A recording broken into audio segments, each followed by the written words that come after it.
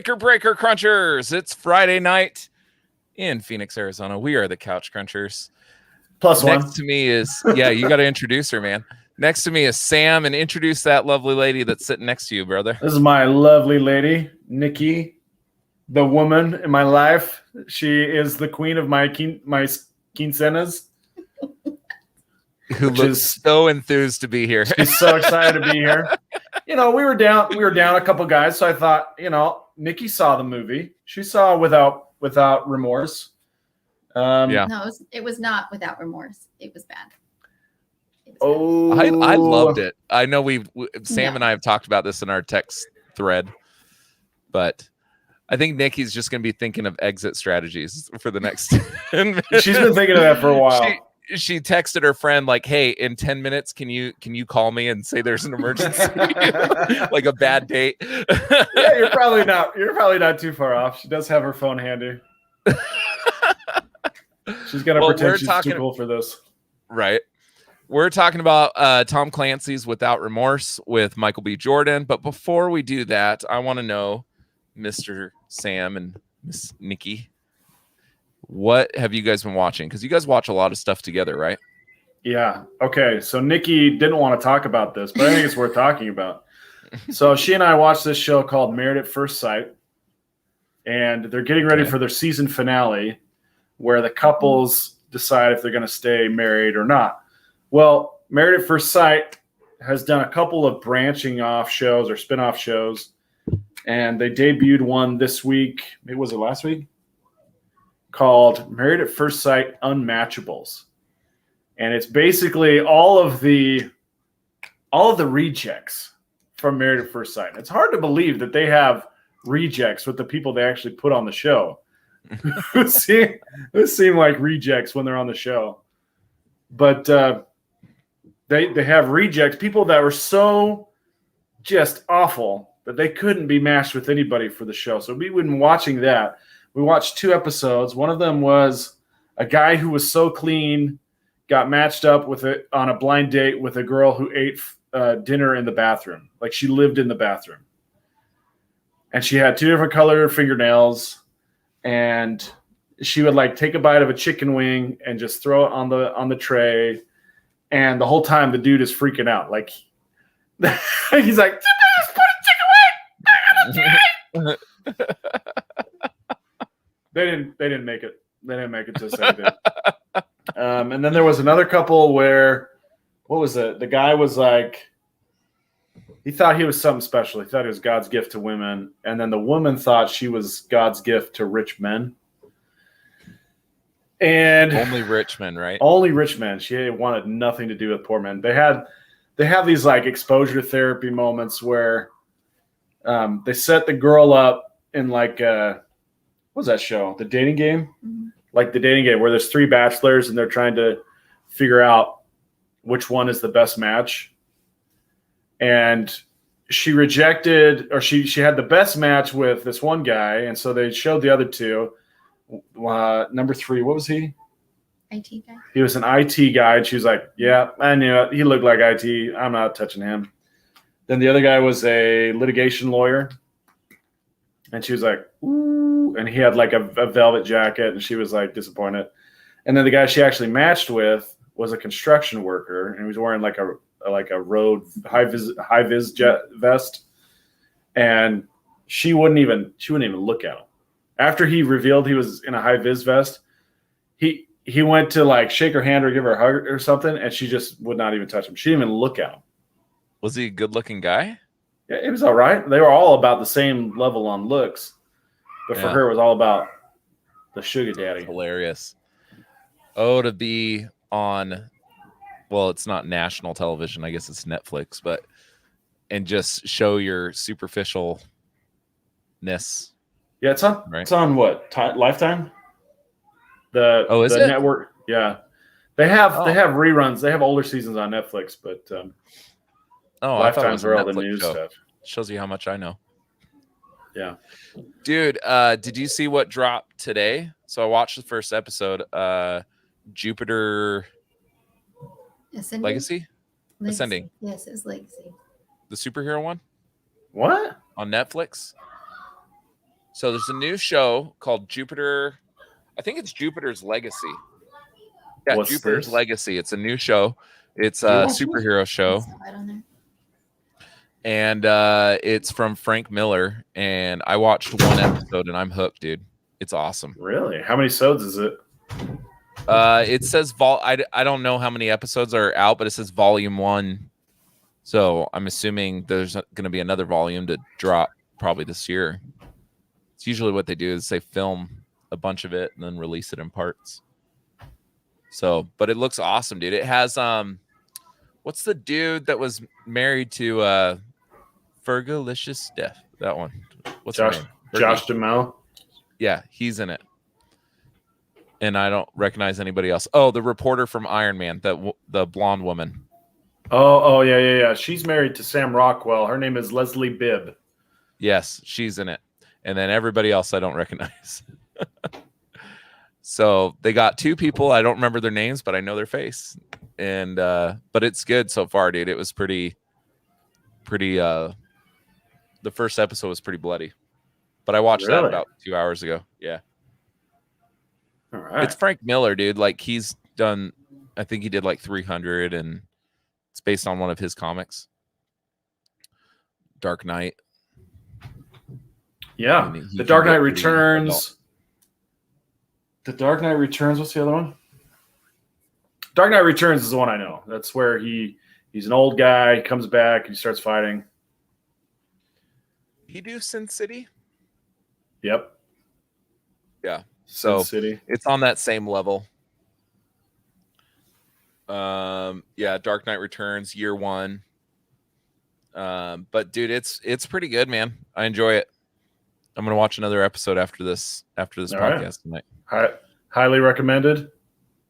So far, I'm only 1 episode in, so how long was I can't the episode? say much. About 40 minutes or so. Okay. 40, typical. And then, are you watching anything else, or is Married at First Sight the only thing you're watching? You watching anything else? Nope. I got nothing. Well, I finished up. What's it called? Invincible. Shadow and Bone. Oh, Invincible finished. Yeah, we finished Shadow and Bone first weekend, but Invincible was releasing weekly, so that finally finished up. Turned out pretty good. Dude, that last episode is bloody. And there's been a lot. Oh yeah. There's been a lot of memes off the father-son heart, the heart-to-heart, where he's like, think about it. Where are you gonna be in 500 years? Who are you gonna have? Yeah, that moment has been memed like crazy, and it's been really, yeah, tons of memes. That last episode in particular might be the most violent superhero. Like, I think they outdid The Boys as far as violence is concerned. How many like body parts are like that scene where the building's falling over and he's holding that woman and the whole building falls, and then he lands on the ground and he just pulls out her arm and you see all like, the ligaments and all that gross stuff hanging off of it. Dude, it's violent. It is, but at the same time, like, does it really hit the same way as The Boys because it's animated? And like the other thing is, I had just gone to see Demon Slayer, which is an anime movie that's in theaters right now. Yeah. That's also pretty bloody, but I feel like the gore in Demon Slayer hits a lot harder than the gore in Invincible. It's just, to me, it's really strange watching something that's animated like Justice League or Batman, the animated series, have just that much blood and gore. And it's like, have it to be shaded the way that it is or not shaded at all the way it is. It seems almost, I mean, maybe this is a bad word for it, but it seems almost comical. You know what I mean? Yeah, I'm surprised you're saying that because you're a big anime fan. I'm not. And I thought it was awesome, but I do see where you're coming from as far as it looks fake, right? Like with anime, they probably take a little bit more time with the detail of it. Invincible kind of reminds me of that same animation style from like Batman and Superman and all that stuff. Like it's very clean lines and there's not a whole lot of shading, right? Like the old Superman TV show. And see, I feel like Invincible did a lot of the same things that a Netflix series would do, which is they hit you with the violence up front to kind of catch your attention, but then they focus more on story as the series progresses. And Invincible definitely did that, where they hit you with kind of the shock of animated gore in the first episode, but then it was more about this kind of game of cat and mouse and father and son story rather than about the violence. But then in the last episode, did they hit that violence really hard. Yeah, they hit it hard. I loved it. I'm excited to see season 2. You watching Mighty Ducks? Haven't seen Mighty Ducks. We don't cover a whole lot of. Do you watch a lot of Disney Plus? We don't watch a lot of Disney Plus other than the Marvel series. That one's pretty fun, and that new John Stamos show is pretty fun on Disney Plus, where he's a basketball coach. Did you just say John Stamos? Did we just become best friends? Yup. Dude, he's actually really good in it. Like sometimes I forget I'm watching Uncle Jesse. It's pretty good, dude. It's a pretty good show. Like I'm more into that one than I am the Mighty Ducks, and I thought Mighty Ducks was gonna really catch me, but it's a little corny, but it's fun. But Big Shot, I think, is the John Stamos show, is really good. It kind of feels empty when there's no Marvel shows and no Invincible. Like I had this thing I was waiting for every Friday, and now it's Uncle Jesse as a basketball coach. That doesn't seem too bad. Gosh. I want to see Captain America kicking some bad guys' butts. Well, you heard that Loki is going to be on Wednesdays. It's not going to be on Fridays. Yeah, which I like because now maybe actually after work I can sit down and actually watch an episode without working and watching the episode. I might be able to get more out of it. But I've told you this 100 times, dude. I'm more excited about Loki than I've been about any of the other shows. I really like Loki as a character. I mean, putting him in this particular type of situation is going to be really fun and interesting. It doesn't look like Marvel Quantum Leap. Have you seen the trailer for Loki? No. Yeah. You're going to be completely surprised by it. Okay. Yeah, it doesn't look like Quantum Leap. It looks like Lucifer type show, right? Like kind of like he's investigating stuff and like a crime driven show, right? Because doesn't the Time Force, or is it the Time Force? This is the time variance enforcement or something like that. Time variance. Yeah. But at the same time, it doesn't not look like Quantum Leap. Yeah. Like it's somewhere in this Quantum Leap spectrum where you're getting different universes or different variations of Loki. So I'm still holding out the hope that we do get kind of a Loki Quantum Leap deal. But yeah, I think it's Time Variance Authority. Is it like Sliders? Do you remember that show? Yeah, I think Sliders is a good example. I think it's called Time Variance Authority. TVA. Sliders was pretty good, man. If it's like Sliders, sign me up. That was a good show. That put Jerry O'Connell on the map. Yeah. And then when it ended, he got right off that map again. Oh, man. All right. Well, let's get into our main topic of the night, which is Tom Clancy's Without Remorse, starring Michael B. Jordan and Jamie Bell on Amazon Prime. You and Nikki, Sam and Nikki, did not care for it, I take it, from our pre-show discussion. I think we should let maybe Nikki express her thoughts first. She's been awfully quiet. I have nothing to say. We'll let Nikki start. What'd you think of the show? I like Michael B. Jordan. I think he should stick to boxing. Creed. She's big fan of Creed. Oh yeah. I didn't like how it played out.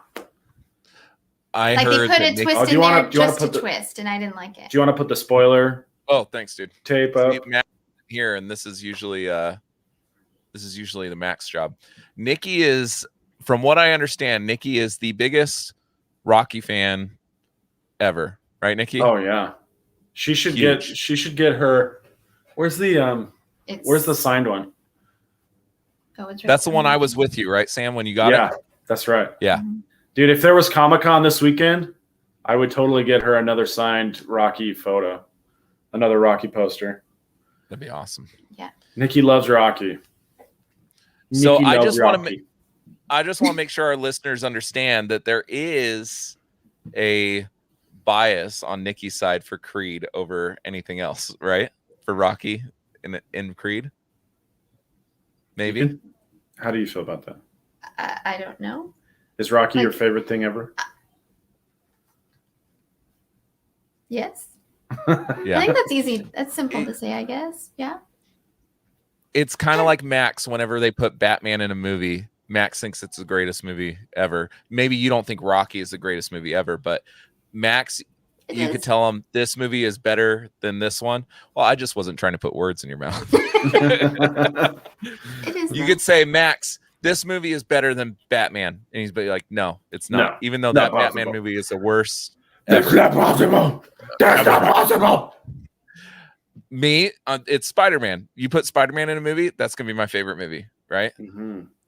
So I'm thinking it might be similar here. So she wanted to see more Sylvester and less Yes. Jamie Bell. Yes. Yes. Well, let me ask Yeah. you this, Nikki. Like, were there any parts of the movie you did enjoy? We know your feelings generally are negative, but were there any parts you did enjoy? Part where he had his shirt off for a minute. That was nice. Okay, yes, sexy buff guy. I have no problem objectifying people. I'm fine with that. He's a good looking dude. Yeah. I will say Yeah. that. The prison scene was pretty good. Yeah. I liked it for different reasons than Nikki, the prison scene, right, Nikki, when he takes his shirt off. I don't know. He took his shirt off. Maybe Dude, you that was- liked it for the same reason. I don't want to like assume She doesn't want to put anything. She doesn't want She doesn't want to put words in my my mouth. Yeah. We might have liked it for the same reason. I don't know. No, when he started putting the what was it, Close the door, please. the sheet around his hand, and he started Yeah. whooping all those SWAT guys. It was gonna get asses. real. Yes. I like got out of my chair. I'm like, yeah, let's go. Like I was about to fight, right? Dude, Finally. that was an intense scene, dude. I loved was it. like, is he about to do this? Is he about to do He's all this? slapping himself in the head, putting water. Like I'm like, Throwing oh, water man, dude. everywhere. It's awesome. That Yeah. was amazing. That was an amazing scene. Yeah. Like if for nothing else, that particular scene was worth the price of admission. I really So- enjoyed that scene. After that scene is when I texted you, Sam. Yeah. Right after the prison scene ended, he's in the car going to see the secretary or whatever, and I texted you, why don't you like this movie? It's freaking awesome. As soon as that scene ended. No, that scene was amazing. And let's see. Before I jump in, Nikki, any other parts that you liked besides Michael B. Jordan's performance? No. Mm-mm. And by performance, we mean his pectorals. His abdominals. You don't put a guy in a role like that without a shirt on and not expect people to enjoy that. That's why they do it. For sure. I enjoy that. To me, the prison scene would have been awesome, shirt or no shirt. But Okay, well, they But had to I appeal do to the see- wives watching it. yes, they did. yes. I am sure that if I was watching that movie and my wife walked in at that point, she would have said, "What are you watching without me?" She would have been quite Right? upset. Start it over. Let's do it again. What are you She watching? does that often. I'll be watching something and then I'm like, oh, she won't be into this. She won't like this. You know, I'm just going to watch it. She won't like this. And then she comes in 30 minutes in and says, why are you watching this without me? There's that guy from that show that I like, a show that I've never heard of. And she gets mad. For sure. Like, call the midwife or something like that. Like she references some show that I've never seen. Nikki loves that show. No, I think we would be friends. I couldn't tell you. I'm assuming some woman's pregnant and they have to call the midwife to help her. That's what I get from that show. That's basically it. You got it. Or what's the other Nikki. one? What? I was just going to ask her what was her least favorite part of the movie. She just told you everything but the shirtless scene. Everything but, yes. The other show you were thinking of is Downton even Abbey. keel. So the whole movie was like this: bottom feeder, and then the prison scene, and then it went back to bottom feeder. Right? You were trying to say Downton Abbey. No, she doesn't watch that one. It's like time traveling, and there's Outlander. a lot of Outlander. That one. Yeah, Nikki I walked loves that in. one too. I saw 2 seconds of it. I said, "What is this Lot of- garbage?" And I A walked lot of out. gay rape happening in Outlander. Only in season 1. It's Tons of only it. in season 1. There's The a rest- ton of gay rape Well, happening hey, in Outlander. That's why I haven't watched Game of Thrones. Somebody told me there's a dude who has. They can't hear me, right? The kids. No. Okay. There's a dude that has sex with his sister, and that was enough for me to be like, I'm not watching that show. I'm good. But yeah, Outlander. Thanks, man. Yeah. I was drawing a blank. Yeah, she loves Outlander too. It's been Nikki, I been think a lot you of and my fun. wife would be good friends. You can at least But you she can She at has doesn't good like taste Rocky. in movies. you can at least She doesn't Oh, like. I'll She doesn't change like that. Rocky. Don't worry, I'll change it. I'll change that. It's fine. We'll be I've fine. tried to watch Rocky with her, and it's no go. All right. So let's talk about this with this movie. I feel like there's now this new genre of movie where it's basically a B movie plot acted and directed by A-list stars. Who directed this?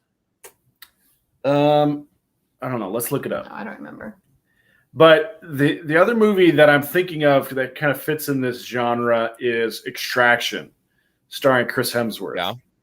Do you remember that one? When we reviewed that one, it was very much like very simple plot, almost kind of corny, really. The twists that they added to that movie were very much predictable, but also cliche and also not very well written. And I feel like that's the I thought same this thing was here. better than Extraction. See, I don't feel like it was better than Extraction as far as the writing. Now, Michael B. Jordan and Chris Hemsworth, they both had really good performances. But the action of Extraction's not going to take away from that prison scene. I thought the prison scene was excellent. It was an excellent fight scene. And it was so brutal. It was so visceral. It was so crazy. Did she get her text from the best friend? Is that what happened? No, it's my daughter. My daughter's trying to get on the tablet. She said, I'll pay you $20 if you come in here in 25 minutes. Yeah, I mean, they might be working something out. I mean, usually the Friday nights, Nikki hangs out with the kids, but since we were shorthanded, I thought she might enjoy giving us a little bit of her opinion as well. And she's not enjoying it at all. It's hilarious. But anyway, you have your sister on. Yeah, Your sister seems to be. my into sister the doesn't show. really like being in the spotlight either. Oh, no. But if she did, that would be fun. She came back. She does love you, Sam. We'll see how much after tonight. I don't know. So you have this kind of B movie writing mixed with A-list production, right? The production company is Amazon. It's very well funded. The effects are spectacular. The stunt direction is spectacular. The talent is spectacular. But the writing, the writing is. Sorry, the writing leaves a little bit to be desired, and in particular, it's the twist, right? The twist ending. Just a second. Yeah. Yeah, so there you had some issues with the ending, right? So remind our listeners, we are going to go full into spoilers. So if you haven't seen the movie and you intend on seeing the movie, unless you're one of Nikki's friends, she's saying don't see this movie. but I like the movie. But the end is, it turns out that the guy that sent not Jamie Bell, but his boss that sent the team, it's not his Played boss. by Guy Who is Pearce. It is his boss. Guy Pearce. No, I thought the woman was Jamie Bell's boss. No. Because So Jamie Bell works for the CIA, right? Jamie Bell works for the CIA. Guy Pearce is in charge of the CIA. The woman was in charge of the NSA. So Guy Pearce is the director of the CIA, and it turns out that he facilitated this whole thing, that he was trying to start wars with Russia because the American people need something to unify against, right? And isn't that fighting each other? Isn't that, that's one that I've heard many, many times, right? You hear it's that not a new concept, right? That motivation comes up a lot. It's like, it's very Equalizer with Denzel Washington. Equalizer 2 was basically that same thing. There was a couple of the other Tom Clancy movies, right? What was his character? He has that famous character played by Harrison Ford and the Sum of All Fears. Yeah, well, yeah, Ben Affleck played it in Sum of All Fears. And then you had Chris Pine play him, and then Jim from The Office just played him in that Amazon Prime series. So that show, the Jack Ryan show that's on Amazon. Jack Ryan, this yes, movie Jack Ryan is all supposed to be in the same universe. Oh, really? Yes. So the Jack Ryan show and this movie Without Remorse, they're both done by Amazon. They're setting up a Clancy verse, is what they're calling it. Oh, so cool. There will be a point where Michael B. Jordan and John Krasinski cross paths. Yes. I mean, the Jack Ryan show is fantastic. I really love the Jack Ryan lost interest in it like 5 episodes in, and I think I need to give it another shot because I don't think I was watching it as intently. You know me, sometimes I watch a movie, I'll be on my phone or something like that. And I think it's the kind of show I have to watch a little bit more. But I feel like the Guy Pearce villain, and in fact, in a lot of these Tom Clancy stories, the villains have these very it's almost too stupid to be believed motivations. I mean, if they're trying to paint him, for Red October. Yeah, that was Tom Clancy. It was driving me nuts, dude. Jack Ryan. Go ahead. Yeah. But the idea is they're basically painting conservatives as the bad guy here in this movie, right? And the only problem is that no conservative thinks like that. No conservative is going to say, you know what the America needs? America needs a war. We need to get out there and really show what we're made of with a war.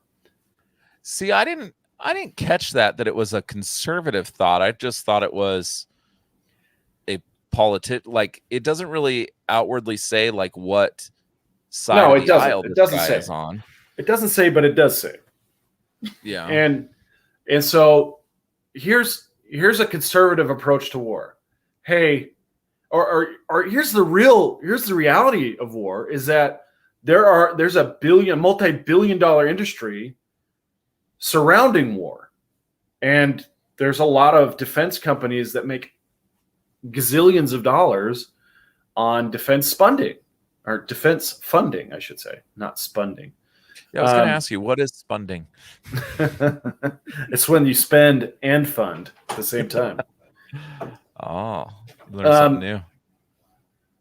And so you have these humongous industries, and there's this kind of denial about why we go to war.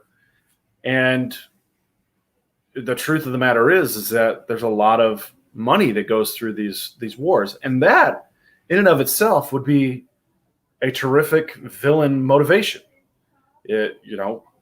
we want to make money, and that's the only reason we're starting this war, is because it's good for business. Yeah. I mean, that's heartless and cold.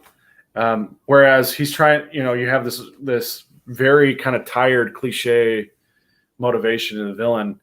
Oh yeah, we're going to war because America's soft and America needs to toughen up. And this is tough love. Yeah. And it comes a lot in these kind of Clancy stories. I feel like, and it just is kind of, it's very mustache twirling, and kind of removed from reality, I'd say. But Girl tied up on the train tracks. Yeah. But that aside, I thought Jamie Bell did a fantastic job. I was convinced through the first half of the movie that he was going to end up being the mole. That's what I thought too, until he's in that hotel room getting shot at. Right. And he kind of looks like he's helping and stuff.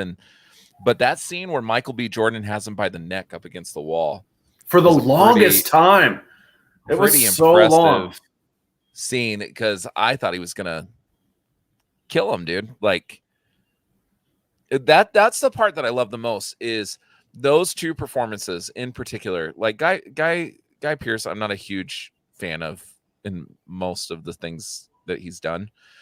And it's mostly because he did Iron Man 3, and that movie really pissed me off. So it kind of turned me off of him as a whole. But Jamie Bell and Michael B. Jordan, their motivations, although Jamie Bell's motivations aren't clear in the beginning, but Michael B. Jordan, like, you completely understand why he's doing the things that he's doing. And that just kind of speaks to their performances. But that scene in particular where they have that clash moment, and you see Michael B. Jordan holding him against the wall, and he believes that Jamie Bell's character is responsible for the death of his wife. Who wouldn't react like that? Right? I loved it. It was very good. I like that scene, Yeah. and I like the prison scene in particular. Very good scenes. There were a couple, like I said, I don't feel like the casting is the problem. I don't feel like the action was the problem. I just feel like the writing is so thin. Like there's, like, for example, if I'm writing this movie and you have the two fellow soldiers get picked off in spectacular fashion, right? Right at the beginning. The guy's taking out the trash. Got hit by the car. Oh yeah. I was like, what the hell just happened? What did we do? Ah! We're like, what?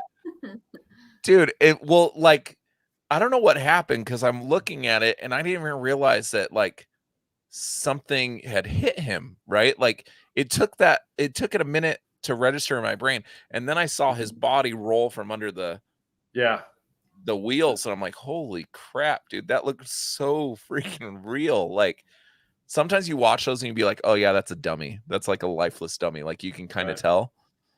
But oh dude, that scene. The second death was you kind of saw coming after you saw the first one with the van, right? Sure. Yeah. But at the same time, like those hits were so well orchestrated and so clean. And then they go to Michael B. Jordan's house and they don't even check to see if he's in the bed. They didn't even check to see if he was in the bed. They just start shooting. Yeah. I was like, okay, so did the A squad went after the first two guys, and then they sent the B squad after Michael B. Like, what's going on here? And they just sent the chuckleheads after Michael B. Jordan. Like, they couldn't even finish the job. They had the total drop on him. He couldn't even hear what was going on. He had headphones in, and they just messed it all up. I feel that there's maybe something there that we're not quite catching, because you notice like that guy gets hit by the van. They don't kill the rest of that guy's family, right? And the guy gets hit in the car by himself. Now I'm wondering if they thought the person in the bed was, because she was completely covered under the sheets, if they thought that was him. Maybe they did, but even like I feel like even the ring wraiths from Lord of the Rings, they went and stabbed all the beds at the same time, right? And they could have gone up and shot both sides of the bed at the same time, just to make sure. And they didn't do that. Like, it was just very sloppy compared to the first two hits. So I feel like that was just kind of like a thin writing, you know. They had to have the plot slide a certain way so that Michael B. Jordan could get his spotlight. Well, would he go after all these people if his wife and child hadn't been killed? Like, he wouldn't have gone crazy like he did, right? You wouldn't have jumped into a burning car. There wouldn't be the lighting, like the lighting the car thing on fire. Maybe not to that extent, but his people did get killed. Right. You know? Yeah, but if your people die as opposed to your wife and unborn child, like, you're going to be a little more aggressive, I think, if an innocent person who got killed instead. Yeah. Oh, also that was a pretty cool action scene too. The car getting set on fire. The action scenes in this were really good. But there, you know, I didn't care for that end scene when they're stuck in the hotel, though, a little bit. It was when they finally blow the hole into that next room. It was hard to kind of tell what was going on, and I didn't like that as much. I thought that was a weaker point, but up until that point, I thought the action was great. And then when he's on the roof, was kind of, I don't know, it just didn't seem original enough. That whole end scene, that whole action scene. I don't know if you guys agree with me. Yeah, but at the same time, like, how many new things? Yeah, I wish the writing had been a little tighter. I wish Guy Pearce's villain had a more compelling motivation other than America's getting soft. I wish that some of the kind of plot armor that they gave to Michael B. Jordan, it could have been better writing. But other than that, like, the story's simple, the twist is predictable, but the action and the performances heighten that B movie quality to kind of like an A-. You know what I mean? It's somewhere between a blockbuster and a straight to DVD, because the actors are so good, the direction is so good, the action is so good, and that jail scene is spectacular. So those things kind of elevate this movie, like I think Extraction did too. You know, Chris Hemsworth and the director were able to elevate the movie beyond the screenplay that was given to them with terrific direction, terrific acting. Terrific abs. The abs. Absolutely, the abs. So I think we're starting to see the birth of a new genre here, and it might be the Netflix effect of wanting to get straight into people's homes rather than having to go through the middlemen of the box office.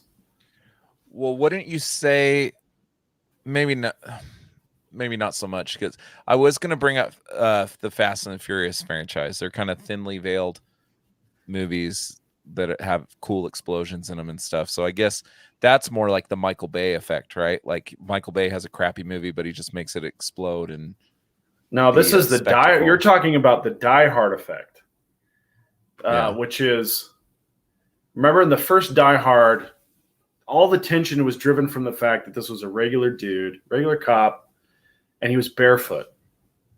Yeah. Right. There was no jumping cars into helicopters.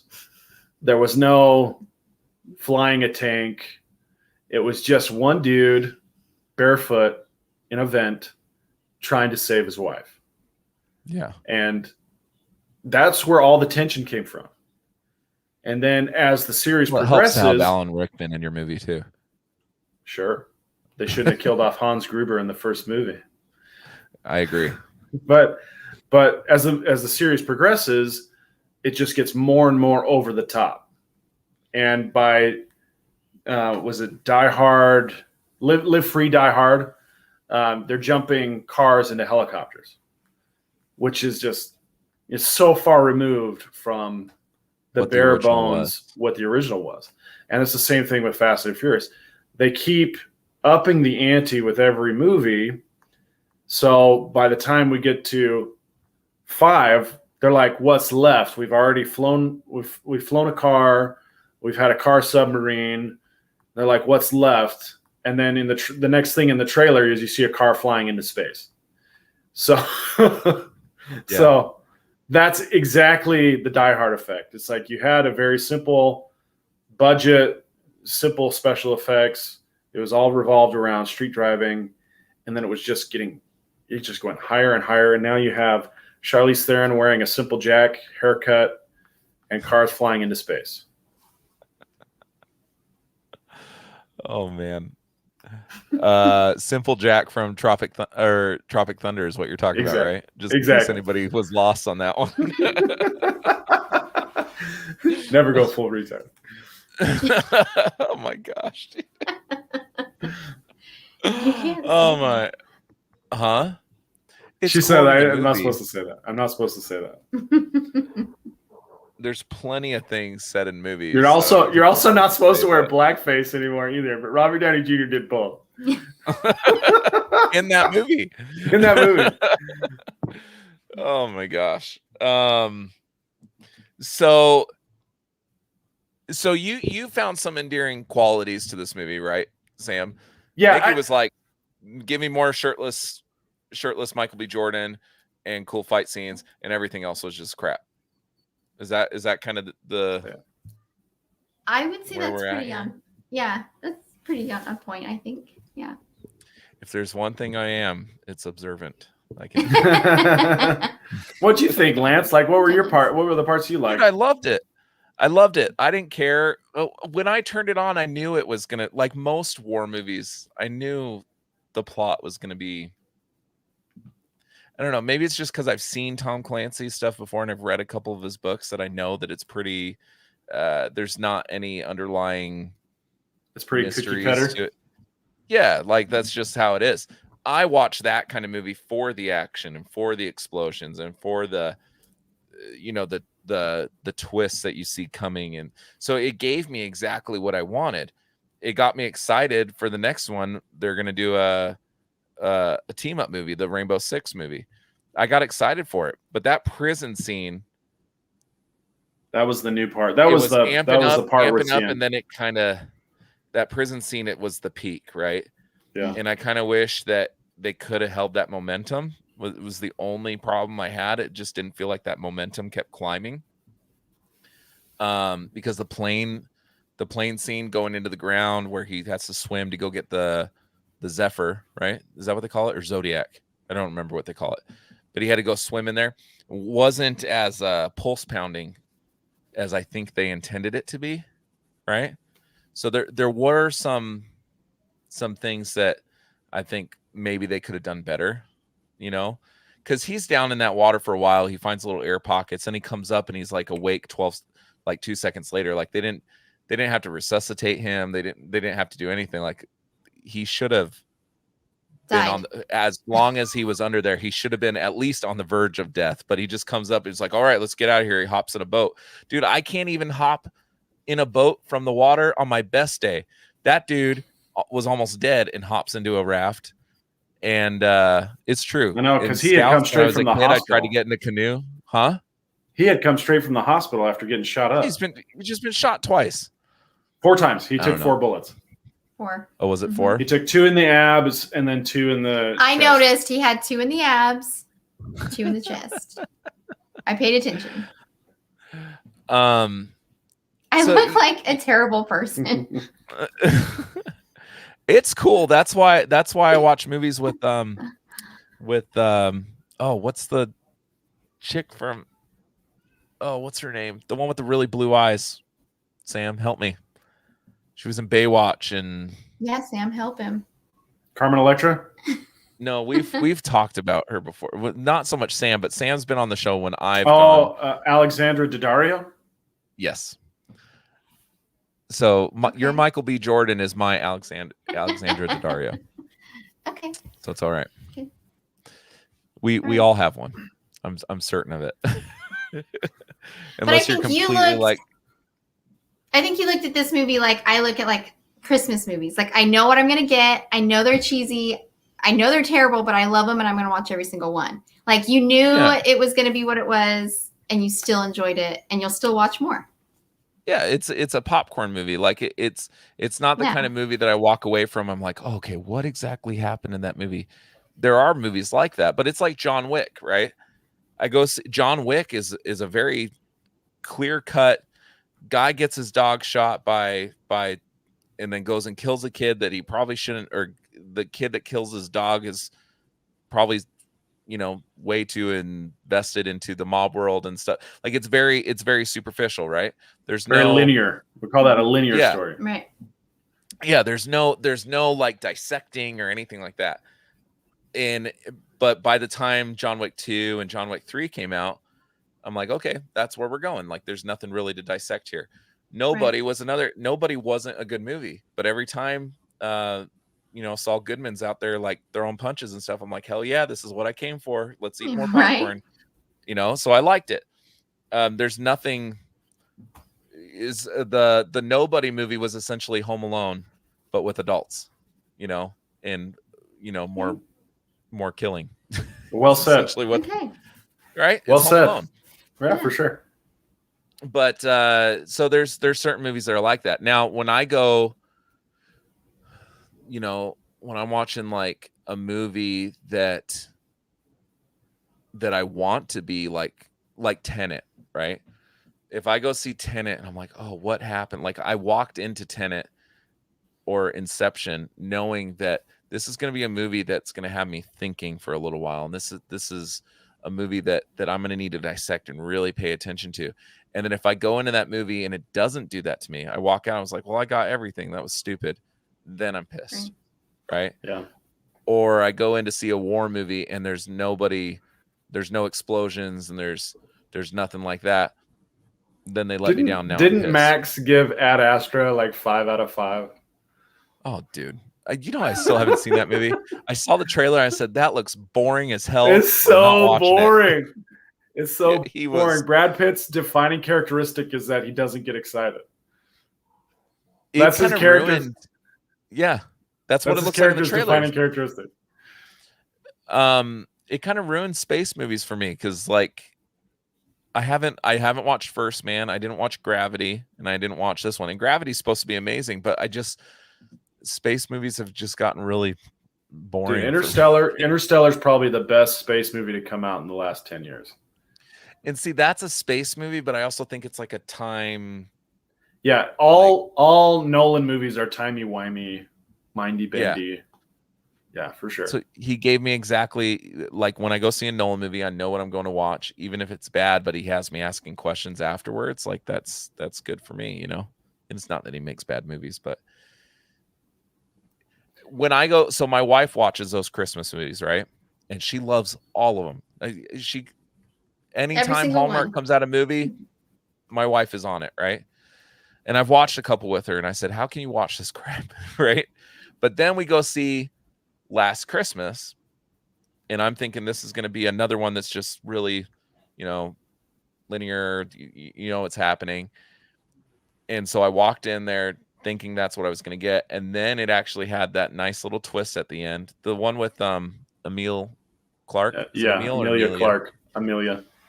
And I was pleasantly surprised. I actually really liked that movie because it gave me a little bit more than what I wanted or what I thought I was going to get. So Emilia Clarke and Finnick Odair. I don't remember the guy's name. Guy who plays Finnick Odair. Yeah. It's good enough. From the Hunger Games. Henry something. Henry McChiseljaw. He's supposed to be Snake Eyes in G.I. Joe, I think. You're You're talking about the main guy in Last Christmas, right? Yeah. The main guy. I'm pretty sure he's Snake Eyes or something like that. But like with war movies the same way, I went and saw Hacksaw Ridge and got a different movie than I thought I was going to get. And I love that movie. It's one of my favorite movies, Hacksaw Ridge. So I don't know. I think I went off on a tangent. What were we talking about? Talking about expectations and why you enjoyed this and Nikki didn't, but she enjoys Christmas movies and you don't. That's a lot of the same stuff. The Mission Impossible movies, I think, are very much like like some of the newer Mission Impossible movies that are very linear, I think is very much like these kind of movies. Yeah, you're gonna watch Tom Cruise sprint through the city streets. That's definitely gonna happen. But or hang on the side of a plane and do his own stunts. Sure, but the thing that I'm always hoping for in a movie is that it shows you something new, something that you haven't seen before, maybe something that you're seeing again, but in a way that hasn't been done before, or gives you some insight that you haven't had before. And I thought that prison scene was really, really interesting, and the way that they set it up was fantastic. And it was one guy versus incredible odds, and he held them at bay with just some pluck, some water, and some know-how. And he was right. It was very good. Hadn't seen a scene like that. I don't know that I've ever seen a scene like that, but I was thoroughly entertained by it. By Michael B. Jordan? By the whole setup of that scene. I thought it was very good. Excuse me. Yeah, it's fun. Yeah, it was cool seeing, like, because a lot of times when you see that big, because all these kind of movies have that peak moment, right, where there's like a huge fight scene, and normally it's, you know, some guy walking into a building and he's acting like a badass and he's like, okay, let's go get it, like Daredevil, right? The Daredevil one-shot scene, he's walking into this thing like ready to fight, but you don't, or they're caught off guard, like Saul Goodman. I can't remember what his name is in that. He's nobody. Yeah, on the bus, right? Like you don't have like that setup. Holds up his little pistol and drops all the bullets. And he's like, yeah, it's kind of corny or something like that. But this one, you see him like, okay, we're gonna do this. I got to get in the right headspace. Like you could see, that was not something I've really seen before. Like when he's smacking his head, he's putting the water on him. He's like, okay, let's do this, right? Like he's getting into that mode. And that was pretty cool, because I think that the people that are caught in those situations, obviously it doesn't normally happen to that extent, right? But I think people that are caught in those fight or flight moments have that, okay, I got to switch gears and change my headspace, change the game in my head, right? And seeing that switch get flipped was cool. Pretty awesome, and I think it made that prison scene even better. Yeah, I mean, there was some telegraphing about what was going to happen to him, because he's sitting down with his superior officer in the visiting room, and he's saying, "You got to get me out of here. This is a Russian prison. They're going to kill me in here." And he's like, okay, you knew he was expecting something to happen. And then the guard comes, he says, "Hey, we need you to go." And he's like, "No, I'm fine right here." And it's like, okay, he sees it coming. He sees it coming a mile away. And it was just a matter of time. But man, it was a big payoff. Like that exchange with the guard, it really increased the tension, building up to that fight scene. And you're like, oh, geez, this is not going to end well. This is not going to be pretty. And sure enough, like it just got real messy real quick. Did you notice that a lot of those like one and done characters like that guy? So he's been in a lot of things, that guard. I'm pretty sure he's Benny from Supernatural, but he's been in a lot of things. And then the two guys that die in the beginning of the movie, his soldiers, were guys that you recognize from other things. I noticed that a lot of the lower level characters, they got kind of recognizable people. Yeah. Did you notice that? So the guy that got run over, he was one of the Immortals, or one of the Inhumans, sorry. One of the Inhumans from Agents of S.H.I.E.L.D. Yeah. And then the other guy, his name's Cam. What is his last name? Is he from Twilight? He's from Twilight, the first Twilight movie. Cam. He was also in a movie, I think, called Fighting. Mm-hmm. Burlesque. You probably don't know that, but Burlesque. Yeah. He wore nipple tassels in Burlesque. He didn't, but that would have been nice if they did, but he did not. I'm trying to see, but yeah, I've noticed most movies would get some like small actor. They make $100 for the day or whatever it is, and you never see them again. But I think that somebody really paid attention to all the casting from front to back. Because do you feel like there was a weak spot at any point? I mean, as far as speaking parts, I don't know. I feel like probably his commanding officer she probably had a lot more heavy lifting to do that she wasn't really giving, and she wasn't really doing it. I really liked her though. I don't know. I liked her.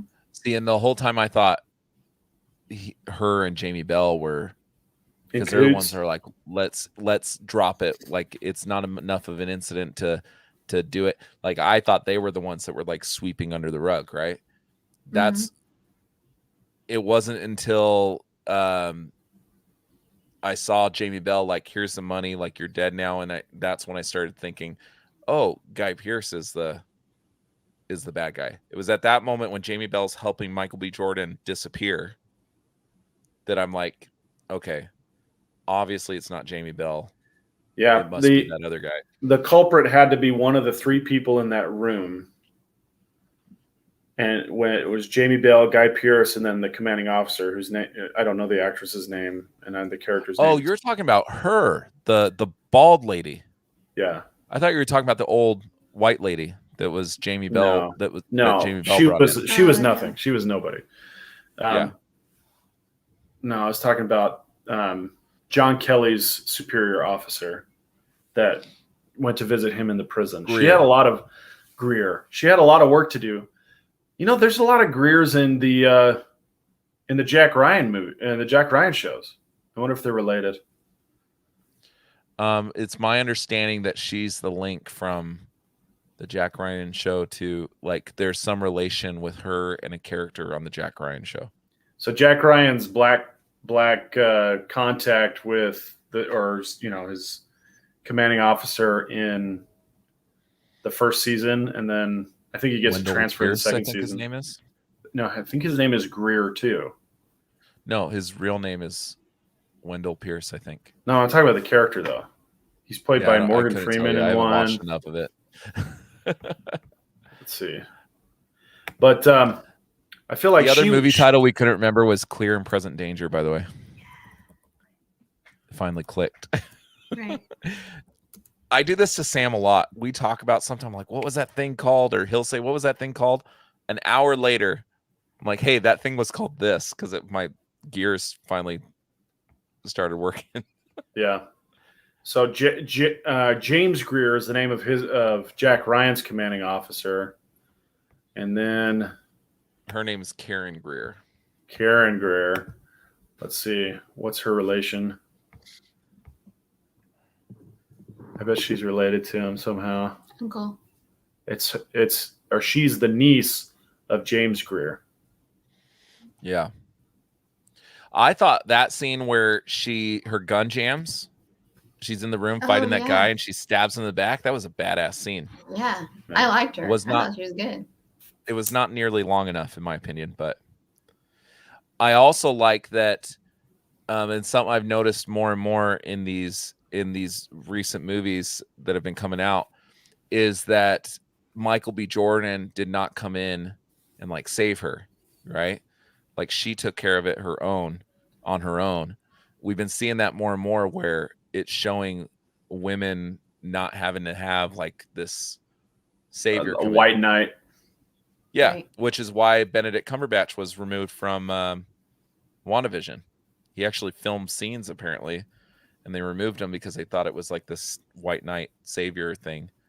But Nikki, is that why you like that scene? Is because she actually took care of business on her own? Like, I'm interested to hear your perspective as a woman. You are right. I think so. I think that's like what females want to think they can handle it on their own. They want to see other people handle it on their own. But in real life, if I'm getting attacked, yes, I want a man or somebody to come and save me. Like, I'm fine with that. I'm not upset if someone comes and helps me out, because in the end I survive, and that's what I care about. But I do, like, everyone wants to see a girl take care of it for herself. Everyone wants to see that. Especially I feel like right now females really want to see that. But either way, I don't care. I don't think it has as much to do with her being a woman as it does her being the lead of a special forces unit.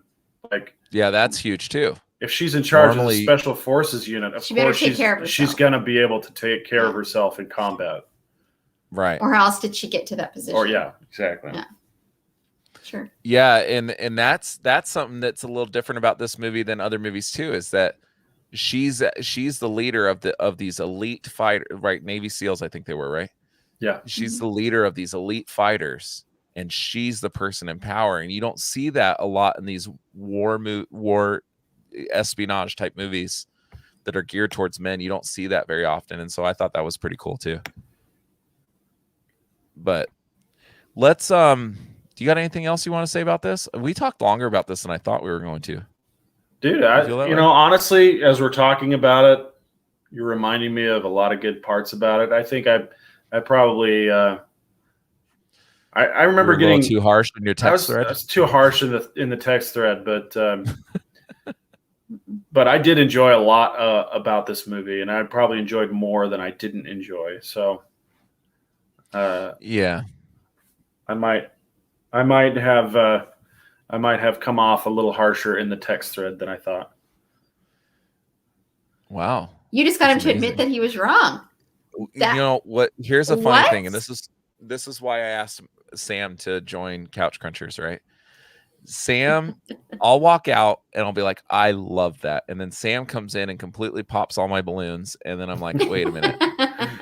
Like the last time he did it specifically that I can remember was the one guard. What was it called?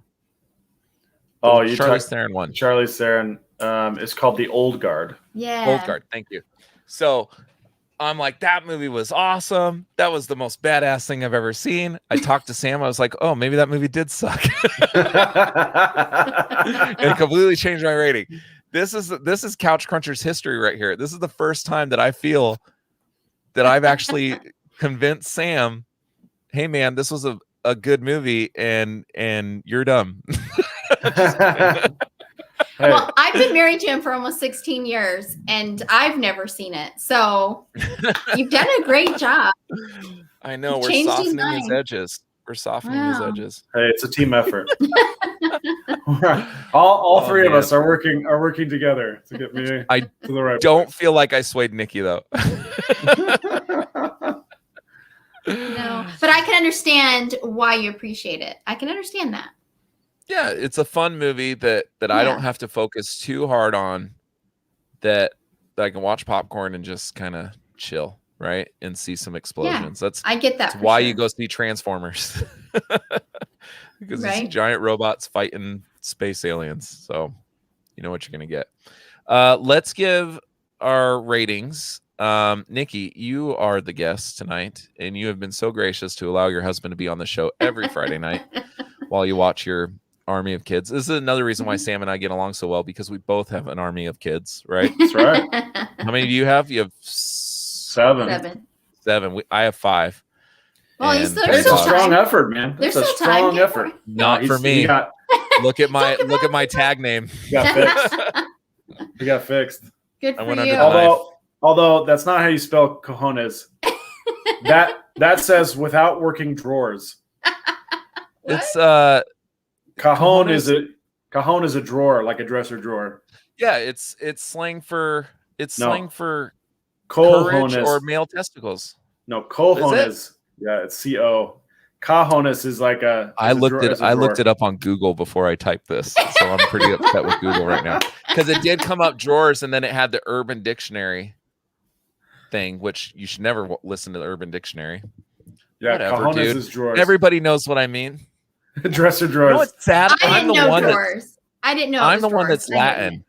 I'm the one that actually has family from Latin America, and Sam knows more Spanish than I do. Without working drawers. One of my widest, most redheaded friends knows more Spanish than I do. He's calling me a redhead. Yeah. Well. It's true. We have this podcast, and my other 3 hosts are redheads, so it must be something. In fact, Well, only my beard is red. Only my beard is red. The top of my head That's is true. not red. That's true. My daughter my youngest daughter came out flaming red hair, and we don't know where it came from. So I think I got to look at the other 3 guys. Yeah, you need to talk to Tyler. I or have a Max. heart to heart with my buddies here. So you probably know the father. You probably know him. The mailman Right, the milkman's baby. The milkman. Yeah. They don't have milkmen anymore, do they? Yeah, there's a reason. The reason for that. Yikes. They Ended were up shot by. they were delivering a lot more than milk. Oh, I could go really dirty right now, but I'm not going to. So, Yeah, don't. if it was just Sam and I would have went dirty. I'm sure. I have to. Yeah, we would have gone there. Need a little bit of my gentleman. So, Nikki, what's your rating of this movie? Would you watch? So we know a sequel's coming out. Are you going to watch the sequel? Well, if Sam has it on TV, I always watch whatever he turns on. So if it was just me personally, I would not. The real question is how often would you put your phone down during the show? No. Even though Michael B. Jordan's on screen. Well, I'll put it down if he goes shirtless. Of course, I'm not crazy. So Sam needs to nudge you whenever he takes off his shirt. No, I can sense it. I can just sense it. I get tingles. She gets tingles in her bra. Yeah. Oh. It's her spider sense. It's the I can feel it. Horn dog sense is what we'll call it. Oh man, my bra is tingling. He's not wrong. Oh man, my underwire is tingling. So, does Nikki know how? Why don't you tell your wife how we rate these things? Okay, so it's out of 5 couch cushions. If you're 5 is the highest, 1 is the lowest, and a throw pillow. That's a half. And however, however many, 5 couch cushions you think of as I'm gonna lay down all over this couch and just kind of move in during this movie. Enjoy Michael B. Jordan. I'm gonna hit this movie on repeat and just move in. Got it. Yes. 4 couch cushions is I'm going to settle in. I'm going to enjoy this movie. I might watch it a second time. 3 couch cushions is I'm going to sit here and finish this movie and I'm going to enjoy it. But then I've got to get up and do something else. Okay. 2 couch cushions is I'm probably going to get up and leave during the middle of this movie. Okay. I took frequent pee breaks during this movie. Yeah. Or I'm going to get on my phone and stop paying attention to this movie. Okay. 1 couch cushion is, look, I'm going to be honest with you. I don't want to be here. And I wish I was sitting on another couch watching a different movie. Okay. Okay, I would probably have to say a 3 because I did like some of the scenes, but overall I did not enjoy it. I feel like we swayed her a little bit. I feel like I've always liked it too. I always liked the prison scene, and I liked the shirtless things. I really enjoyed, but I feel like I just was disappointed in some of it, and so I'm not upset that I watched it, but I wouldn't go watch it again on my own. Okay, there you go. Does that go with a 3? Yeah, that works. That's it. Yeah, 3, right? That's perfect. That's perfect. But I do feel like you walked in here with a 2. Yeah, I walked in here with. You definitely had a 2 attitude. I would definitely say a 2, or even less than that. You had the attitude of a 1 or a 2. Right, I would say so. Yes, but I didn't hate it. I hated it. I wouldn't watch it again, but I'm not upset that I watched it the first time. That's a 3. I'm gonna say that's a 3. Okay, that's understandable. Okay, sure.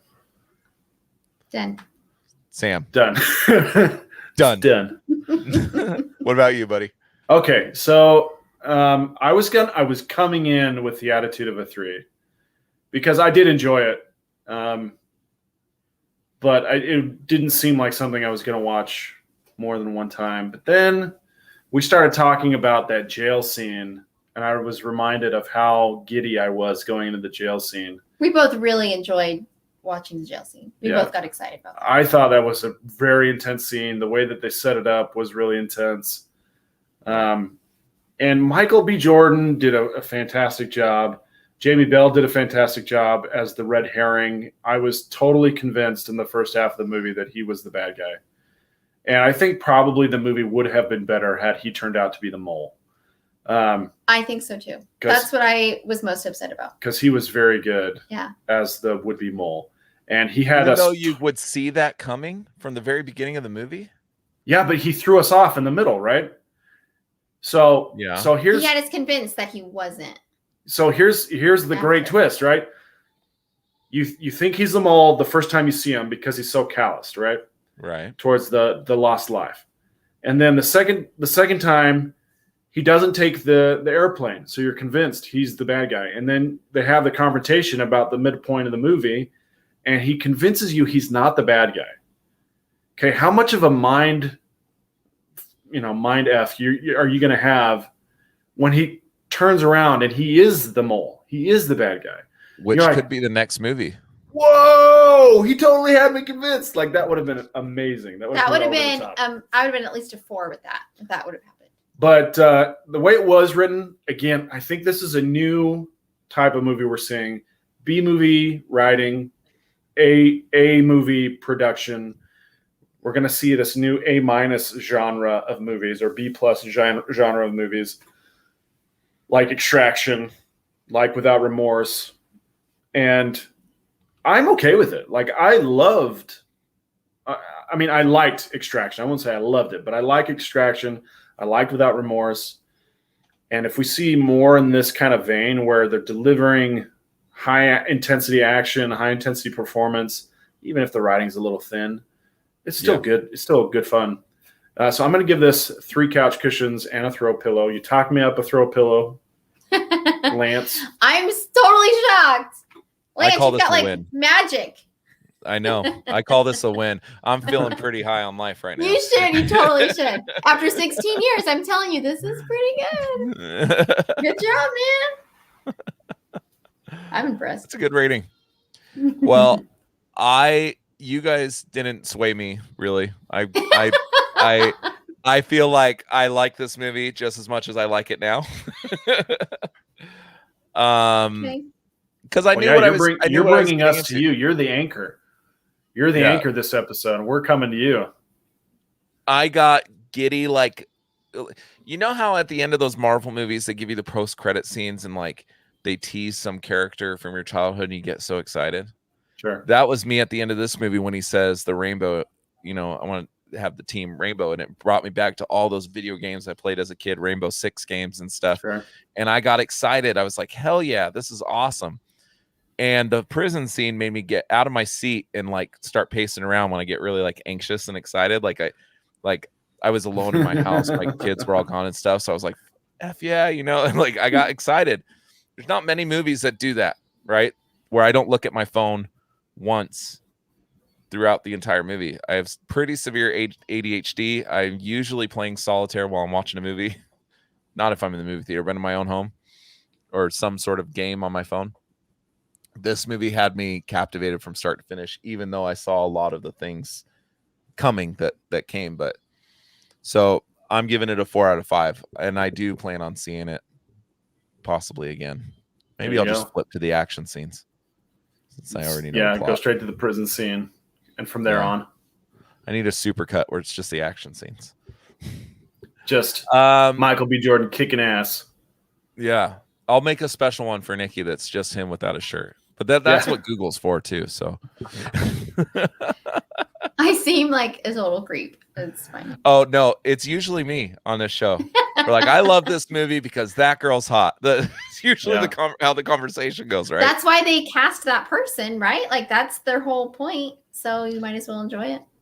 Yeah, and then Max usually says, Lance, I don't know what's wrong with you. That girl's not hot. This girl's hotter. And that's usually where the conversation goes. He and I never agree on the girls in the shows we watch. So, but I don't know. Did you have anything else you want to talk about, Sam? There's not much happening in the state of news, really, I guess. I mean, besides that there's a Native American Captain America, apparently. Yeah, I saw the drawings for that today. But I feel like there was some pretty big news this week. What was the big news? Oh, Loki. I thought we already talked Loki's about that. on Wednesday. Yeah, we mentioned that briefly. Loki's moving to Wednesdays starting June 9th. That's going to be a lot of fun. perk up your midweek. Hit Loki in the morning, dodgeball in the evenings. Although, honestly, we had dodgeball this week, dude. It was killer. The heat was killer, man. I kept trying to take off my shirt, and I was like, okay, if I take off my shirt, I won't be able to catch any balls because it'll be so sweaty and slippery. You just didn't want all the guys around you to be jealous. Said. Yeah, right? All right, it's coming off, babe. Here we go. There was something I want to talk about, and I just want to make sure that we got the news part of the way. We did want to let everybody know, if you have a chance. So Tyler lost his brother this week, this week on Tuesday, right? Yeah, it was early due to complications from COVID. It's also Max's cousin, which is why we kind of said go be with your families and stuff and don't come on the show. And there is a GoFundMe on our Facebook page if you feel so inclined, and if you would like to help. That link is on our Facebook page, so and our heart goes out to the Tryon family. His surviving spouse, Tyler's sister-in-law, she's also suffers from MS. Severe MS. So there's a lot of need there. They've raised about $15,000 so far, but there's a lot of need. So if you feel so inclined, it will be appreciated from the Couch Crunchers family for sure, but also specifically the family that's grieving right now, the Tryon family. So we trust you guys to step up for the people who need stepped up for. You know, that's kind of what it means to be an adult, is you got to put on that Santa hat and those Santa coat and Santa pants, and you got to go out there and be Santa sometimes. And this is a good chance. Yep, absolutely. And there's so many people hurting in the world right now. So whatever we can do, right? That's right. Go be Santa. So with that somber note, I'm going to try to amp it back up. That brings us to the end of our show. We are the Couch Crunchers. Go check us out on Facebook, Instagram, Twitter, whatever other social media platform you're on. Big thanks to Nikki for joining us tonight. Big thanks to Nikki. You couldn't have done it without me. So who in the beginning was like, I don't want to be here, but I think she warmed up. She warmed up. You started to have fun. I think we could get her on the show again if we really wanted to, Sam. What do you think? Well, I think if you throw in a Wild Bills, I think she'd do it. Yep. They need to start paying us, dude. You, me, Tyler, like we're all hooked on this stuff. I swear. They got 3 new flavors, by the way. Yes. And I Dr. Bill's. I'm trying them. Dr. Bill's, which is like Dr. Pepper, strawberries and cream, and now blackberry. Blackberry sounds good. Did you get the strawberries and cream? I didn't. I got the Dr. Bill's. It tastes like a little bit of a sharper Dr. Pepper, but very close to Dr. Pepper. So if you like Dr. Pepper, that's a good one to try. I am in my next shipment. I'm going to get the strawberries and cream and the blackberry. They say it tastes like blackberry pie. So you and I should just start ordering these things together, because shipping on that site kills. Wait, how much do you have to order to get free shipping? Two cases and you get free shipping. I don't think I got it. Well, these were on clearance because yours were so $60. You have to pay $60. So you would have had to get 3 cases to get free shipping. Because yours were 21. So you were getting a steal. Yeah. They came in yesterday, and I immediately threw a couple in the freezer, and they're so good, dude. I told my kids, you are not allowed to drink these. Yeah, for real. They don't appreciate them. Freaking expensive. No, they taste just like root beer, but they're better. They're way better. They're wild. And they come from a man named Bill. So go check us out on the streaming or the social media platforms. Go check out couchcrunchers.com. Next week we'll do you know what we're talking about next week? I don't think we know what we're talking about next week. We will post that on the social media page. And Till next time, keep on geeking on.